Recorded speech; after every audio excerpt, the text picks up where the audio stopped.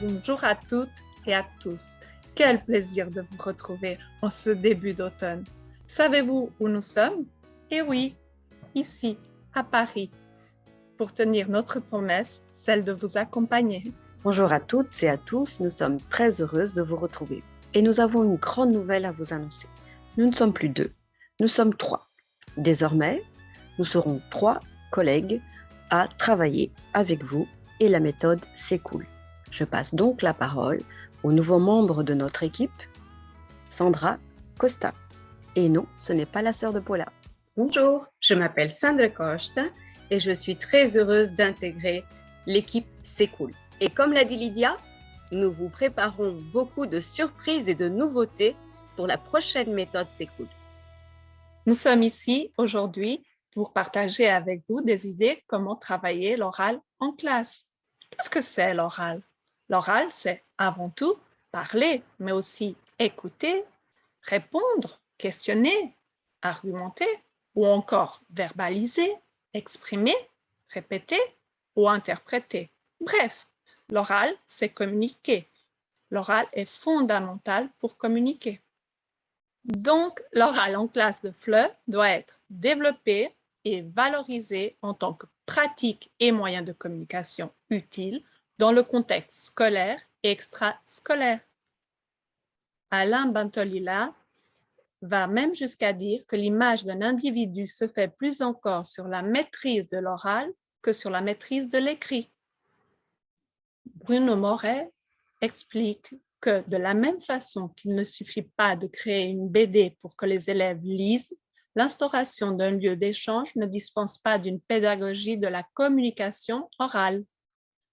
Louis de Funès lui-même l'avait compris dans sa célèbre leçon d'anglais dont nous allons voir un extrait. Et maintenant, nous allons passer à un exercice de conversation.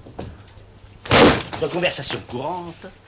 Vous allez demander à un passant l'adresse de l'Americana Hotel. Je suis le passant. Je vais faire le passant. Alors, à vous demander. Attention. Hello? Allô? What do you want? Comment? Qu'est-ce que vous voulez? Ah oui, I want le... Non, non, where is the Americana Hotel? Where is the hotel? Oui, where is the hotel? Non, pas the. The. La langue entre les dents. The. The. Non. Faites-moi the. The. La langue entre les dents. La langue entre les dents. Serré et the.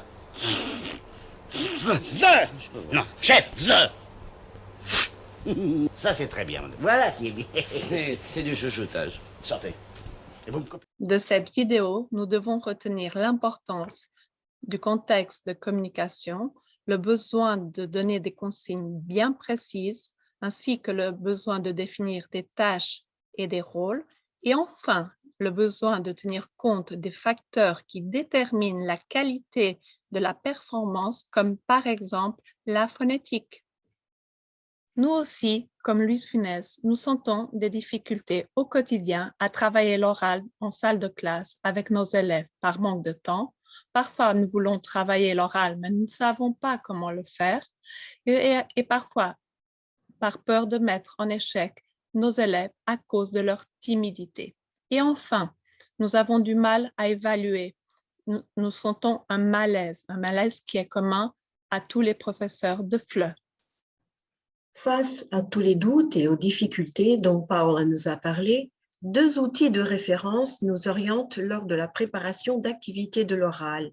Tout d'abord, le volume complémentaire du cadre européen de référence. Le CECRL, que vous connaissez, publié en 2001, présentait une approche centrée sur les compétences communicatives langagières, la compétence linguistique, sociolinguistique et pragmatique. Le volume complémentaire, lui, publié en 2018, vise une approche centrée sur les modes de communication, la réception, la production, l'interaction et la médiation. Il présente de nouveaux descripteurs et apporte des modifications aux descripteurs de 2001. La compréhension orale et audiovisuelle intègre donc la réception. Celle-ci implique le fait de recevoir et de traiter des informations, d'activer des schémas susceptibles d'illustrer le sens exprimé et de faire des hypothèses sur l'intention communicative sous-jacente. Nous allons porter notre attention sur la compréhension orale. Dans ce domaine, l'utilisateur de la langue reçoit et traite une information orale fournie par un ou plusieurs locuteurs. La compréhension de l'oral se travaille donc par l'exposition directe à l'utilisation authentique de la langue, en face à face avec des locuteurs natifs, en écoutant des conversations auxquelles on ne participe pas, en écoutant la radio, des enregistrements, en écoutant ou en regardant la télévision, des vidéos, etc., en participant à des cours. Mais elle se fait aussi par l'exposition directe à des discours oraux sélectionnés, comme en cours. Retenons que les activités de réception doivent être validées et soutenues par des stratégies de réception qui vont permettre aux élèves de reconnaître des indices et de faire des déductions. Nous vous présenterons diverses activités orales associées justement à des stratégies spécifiques. Voyons ce que nous disent les apprentissages essentiels du français au sujet de la compréhension orale. Eh bien, pour la 7e année, l'élève doit être capable d'identifier un nombre limité de mots et de phrases simples dans des instructions, des messages et des textes simples et courts, comme des annonces publiques, des publicités, des chansons, des publications numériques, entre autres, du moment que le discours soit très clair, lent, bien articulé et en rapport avec l'identification et caractérisation personnelle, les habitudes et les besoins du quotidien. Retenons ici les expressions détachées comme nombre limité, texte simple et court, discours clair, lent et bien articulé. Nos choix de documents audio et nos sélections méthodologiques doivent donc tenir compte de ces orientations et de ces descripteurs. Alors, comment travailler la compréhension orale à partir des suggestions proposées par notre Sécoul 7? Première suggestion, faire les élèves écouter et répéter des phrases courtes, comme sur cet exemple de l'unité 1. J'attire votre attention sur le fait que l'activité 3 se veut d'être promotrice d'une attitude d'auto-correction de la part de l'élève, ce qui va donc développer son autonomie. En tant qu'auditeur, nous sommes amenés à être exposés à des situations et à des discours oraux diversifiés. Écouter une chanson, comme celle-ci, de l'unité 5, et sélectionner le bon mot « écouter » est une activité au goût de l'élève et permet de travailler la phonétique et le lexique, par exemple. De même, écouter et répéter des phrases où deux sons se suivent, comme ici le son O et O, facilite la prise de conscience de l'élève de la diversité phonologique et phonétique. Les exercices d'écoute doivent travailler la compétence orale et non pas la correction orthographique. Voilà pourquoi, dans cette activité de l'unité 5, les expressions sont déjà fournies et l'élève n'a qu'à les placer au bon endroit. Comme il a déjà été dit, il est important de mettre en place des stratégies de réception qui vont aider l'apprenant à traiter les informations. Voyons un exemple d'animation de texte de l'unité 3 que vous trouverez sur la plateforme. Non seulement vos élèves vont savoir qui est Kenji Girac, mais ils vont aussi retenir des informations spécifiques sur sa carrière, et cela sans avoir recours au texte écrit. Le chanteur Kenji Girac. Kenji Girac est un chanteur français. Il chante en français et en espagnol. Il a une jolie voix et ses chansons ont beaucoup de succès. Il est aussi musicien. Il joue de la guitare. Il est gitan. Il est né le 3 juillet 1996 à Périgueux, dans le sud de la France. À 7 ans, son rêve était d'être pilote automobile. Mais, à 20 ans, il participe à des concours musicaux et il gagne la 3e saison du programme The Voice. Comme cette animation autour du texte sur Kenji Girac, vous trouverez tout au long de la méthode de nombreuses animations à présenter, par exemple, avant le contact avec le texte écrit. La vitesse de l'enregistrement du document sonore peut constituer une autre stratégie de réception. En effet, une version d'élocution plus lente comme celles que vous trouverez dans le manuel interactif, constituent un atout qui facilite l'acquisition du sens par les élèves. Enfin, retenez que l'on travaille la compréhension orale à presque tout moment, même quand il s'agit d'un exercice de grammaire. Je passe maintenant la parole à Sandra, qui va vous présenter des pistes pour travailler la production orale. Comment travailler la production orale? Voyons tout d'abord ce que disent les apprentissages essentiels du français. D'après les apprentissages essentiels, en 7e année, l'élève doit être capable de s'exprimer de façon très simple, en prononçant de manière généralement compréhensible et s'appuyant sur un texte mémorisé, avec un répertoire très limité de paroles, d'expressions isolées et de phrases courtes, pour se présenter, présenter et décrire d'autres personnes, des habitudes, des goûts, des préférences, des projets, des services, des lieux et des faits. Il est donc important de fournir à nos élèves des consignes claires, des orientations précises en leur montrant des modèles simples. Voici 2 exemples de production orale qui n'empêchent pas à l'élève de se préparer à partir d'une base écrite, comme le recommandent les apprentissages essentiels. L'élève doit également avoir les moyens de s'entraîner et de pratiquer l'oral de façon autonome. Pour cela, il peut compter sur les ressources multimédia. Par exemple, le tutoriel vidéo explique pas à pas comment s'y prendre. Présenter quelqu'un. Voici la carte d'identité de Léa. Nom, Sédou. Prénom, Léa. Date de naissance, 1er juillet 1985. Âge, 35 ans. Lieu de naissance, Paris. Nationalité, française. Ville, Paris. Pays, France. Maintenant, je vais te présenter Léa. Elle s'appelle Léa Sédou. Elle est née le 1er juillet 1985. Elle a 35 ans. Elle est née à Paris. Elle est française.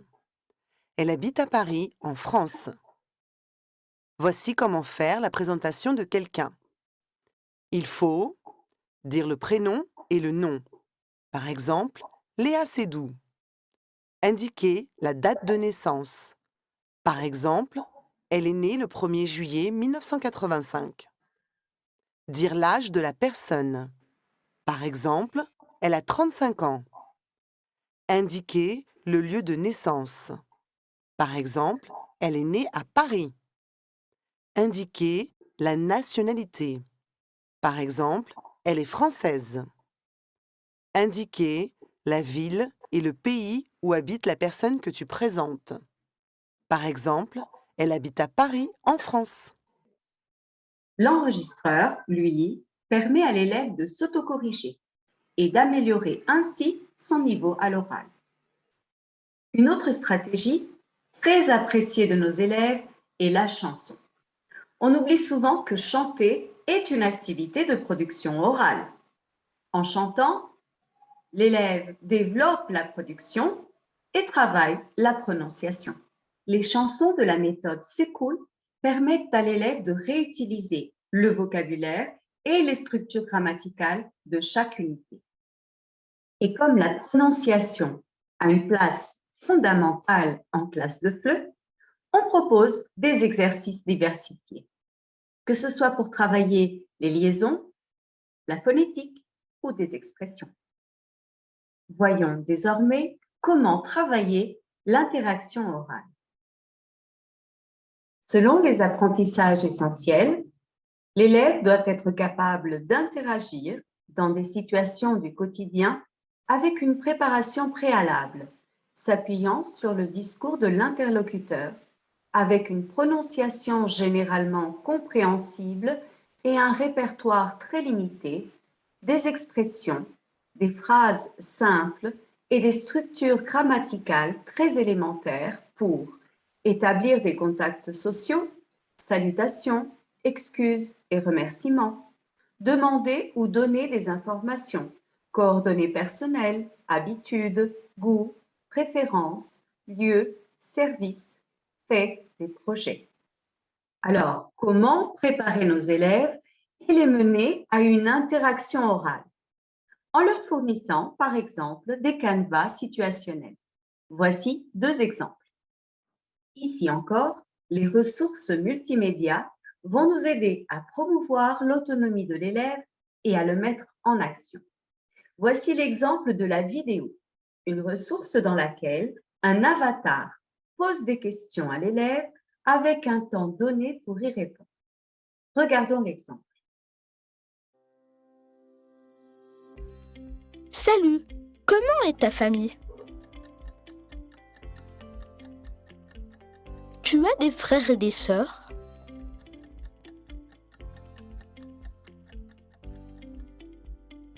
Quel âge ont tes parents?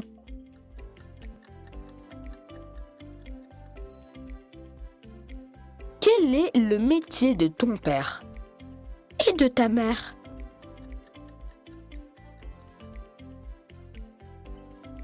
Et toi, quel métier penses-tu exercer plus tard?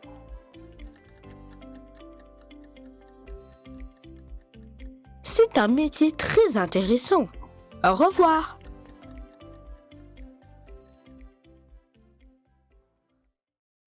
Et comment évaluer l'oral?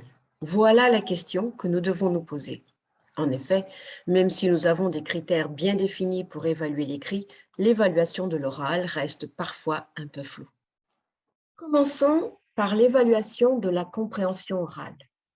Une fiche de compréhension orale devra être notée comme les autres fiches évaluant les autres compétences. Nous aimons les noter sur 100, car il est plus facile à l'élève de s'y retrouver. Quant à la structure et à la typologie des questions, celles-ci devront être diversifiées et partir de la compréhension globale vers la détaillée. Habituons-nous à fournir à nos élèves une matrice de chaque fiche d'évaluation, aussi simple soit-elle. Ils sauront ainsi sur quoi va porter leur évaluation et à quoi ils doivent s'attendre. Pour la production orale, les consignes bien précises et un modèle de réponse aideront nos élèves à se préparer, mais nous permettront aussi, à nous enseignants, de percevoir sur quoi doit porter notre évaluation. Préparons une grille qui tienne compte de chaque point et du respect de la consigne, de la correction linguistique et phonologique, mais aussi de l'aisance de l'apprenant, de sa prononciation et même de la créativité dont il pourra faire preuve. De même, pour évaluer la performance de l'apprenant dans une interaction orale, il est aussi important de définir au préalable un modèle de réponse qui nous servira de base à notre grille d'évaluation. Nous vous conseillons de l'élaborer à partir des critères en vigueur dans votre établissement, des documents normatifs, tout en suivant bien sûr les propositions présentées par le cadre européen commun de référence. Voici les descripteurs pour le niveau A1 proposés par le cadre que nous vous enverrons. Voyez que cette grille tient compte des capacités des apprenants à respecter l'étendue, la correction, mais aussi l'aisance, l'interaction, la cohérence et bien sûr la phonologie. Proposer et diversifier les activités de compréhension, de production et d'interaction orale ne doit pas aboutir à ce malaise dont nous parlait Paula au début de ce webinaire. En effet, l'oral constitue la base de la communication. Les compétences de l'oral doivent donc être travaillées avec la même importance que les autres. Il est donc fondamental d'orienter l'élève et de prévoir des stratégies de réception, de production et d'interaction. Enfin, il faut définir des critères d'évaluation pour chaque compétence de l'oral. Ainsi, travailler et évaluer l'oral sera vraiment cool.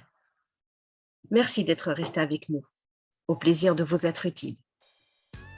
Et en guise de conclusion, l'équipe C'est Cool vous dit à bientôt Pour de nouvelles vidéos. Au revoir. Au revoir.